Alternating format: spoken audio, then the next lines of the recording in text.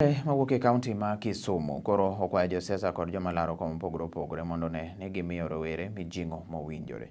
Mano e ler ma ochiw kanyo to kod achiel kuom jata chenro e riwruok mar rowere mong'ere kaka African Youth Organization for African Youth bade maimbo mar Kenya, migosi Joseph Ojuki, mawacho ni koro kinde ma nyaka gie sani koro gidwaro ni mondo jotelo ket weche mag rowere nyime. Noyudo lose seche mane giketo romo kanyo to mar poro wach mondo mi gine kaka inyalo kony rowere. Oyango ni moko kuom gima owinjore piny owacho kod jotelo onego tim en jiwo rowere ka gitiego gi lony opogore opogore, chiwo hola kaachiel kod weche mamoko.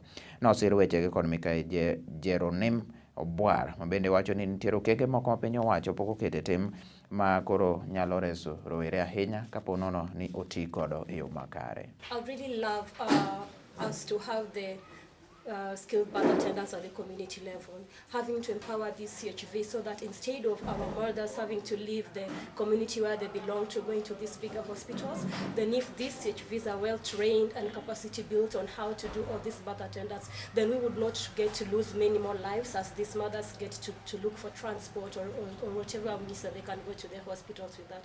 And again, I would also love for safe houses. You know that gender-based violence is a menace, and 1 in every 3 females is a survivor of gender-based violence. Yet, in Kisumu, I wouldn't really count to really have a public safe house. The ones we have are private, and we can't really bank all our hopes on the private safe houses. So if you as an aspiring leader would really put a safe house as one of the things that you really want to work for in Kisumu, this would really work well for our mothers, not only mothers, but also our males. Because as a gender survivor, this person needs to be really put away from the perpetrator. We need a safe shelter whereby this person gets healing, both in legal aid and also in psychosocial support. Anilonga ni Joseph Ojuki, atiyo gi migao maok mar sirikal milongo ni Organization of African Youth Kenya. Kawuono nwakelo organizations mopogore Kisumu County kae. Can we discuss issues of priority magi onego bed ni keto to deal with youth agenda.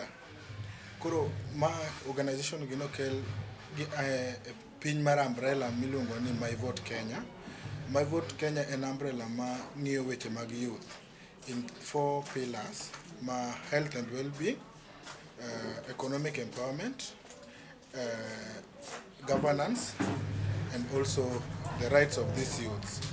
Koro kawuono nwabiro mondo mi identify different aspects and different gaps mwadwaro ni mondo mi aspirants mag positions mopogore opogore odhi prioritize ne youth.